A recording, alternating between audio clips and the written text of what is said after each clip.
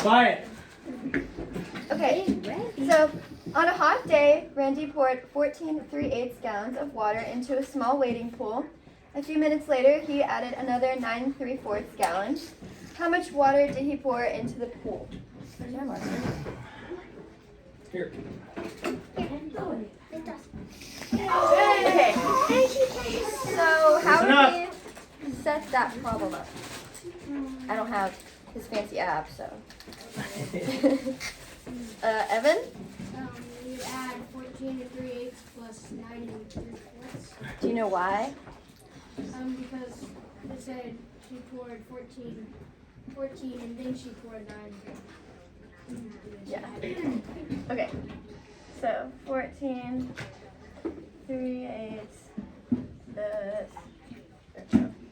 9 3/4. Okay. So now we're gonna make an estimate.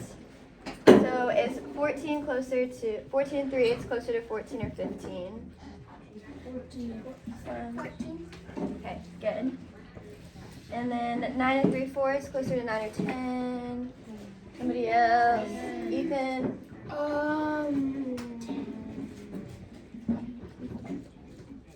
3/4. 8. It's either 9 or 10. Is it closer to 9 or 10? 10. Good.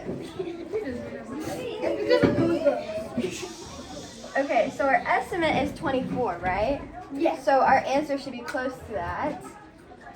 So what I like to do is just add the whole numbers first.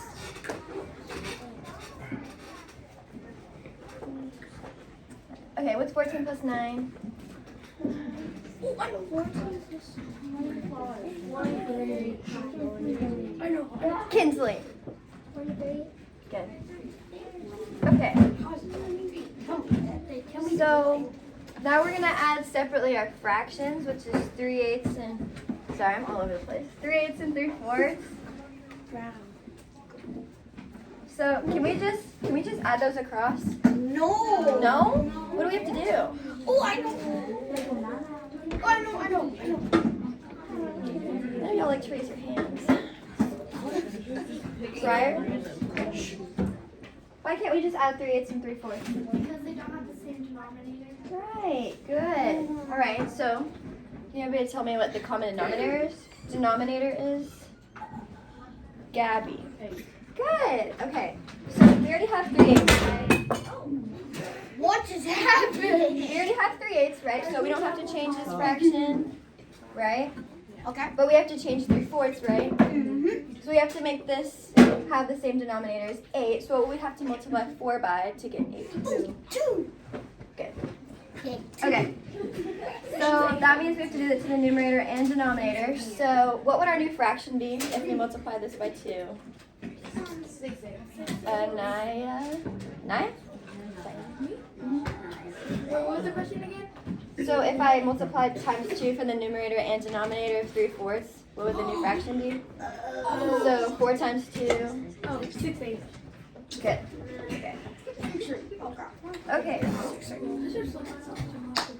So your new fraction is 3/8 plus 6. Sorry, 8.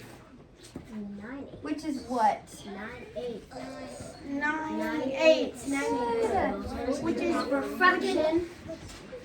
What's wrong with 9/8? Ooh, I know. Briar? It's an improper fraction. Good. So what are we going to change it to? Good. Come on. So they are equal to the same thing. Okay, so is 1 and 1/8 our answer? No. No? No. Allie? What would we do next? If we have 1 and 1/8 from our fractions, what else do we have to add? So I added the whole number separately, and then I added the fractions separately. So what would I do last? Add them together? Good.